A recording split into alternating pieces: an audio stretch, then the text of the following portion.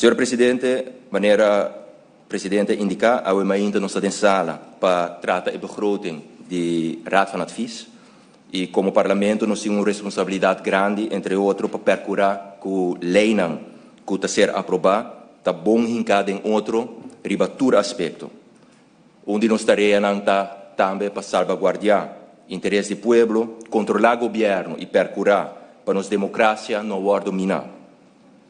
E para nós por isso aqui, maneira mesterta, senhora Presidente, nós mester também tem na nossa disposição como Parlamento, como parlamentário, um órgão que te brinda conselho independente, de uma maneira profissional e netamente aqui está onda o rol de Raad van Advies crucial.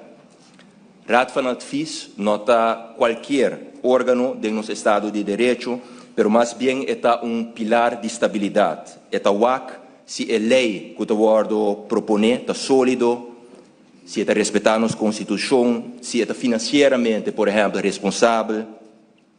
E, obviamente, no final do dia, se a lei está bom para Aruba. E Nantawak é aqui não tendo conta com o color político, sem pressão e sem uma agenda escondida. A única missão, senhora Presidente, está para proteger nosso povo contra o erro, contra gasto innecessário e também decisão que na final do dia pode ser perigoso para o país Aruba.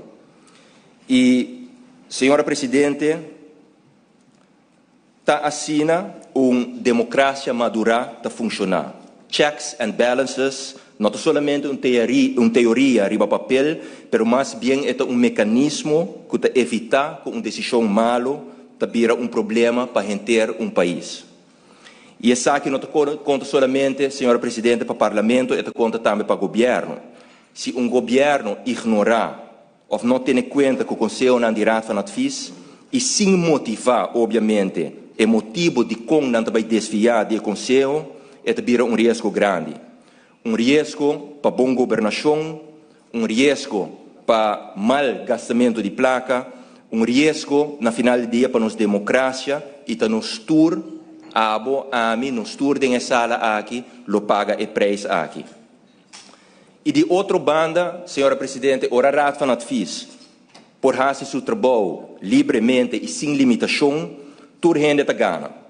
Governo, Parlamento e, mais importante ainda, cada cidadão que paga imposto e que depende de nós para boa governação.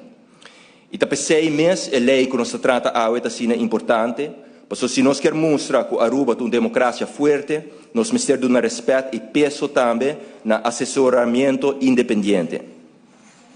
Mas não somente, senhora Presidente, procurar para Raad van Advies tem caso aqui de insuficiente fundo. Lo que está esse tratamento de lei aqui também importante para nós reconhecer de governo e tem caso aqui de primeiro-ministro, senhor Mike Eyman, quanto valor governo e sua pessoa está dando na Raad van Advies.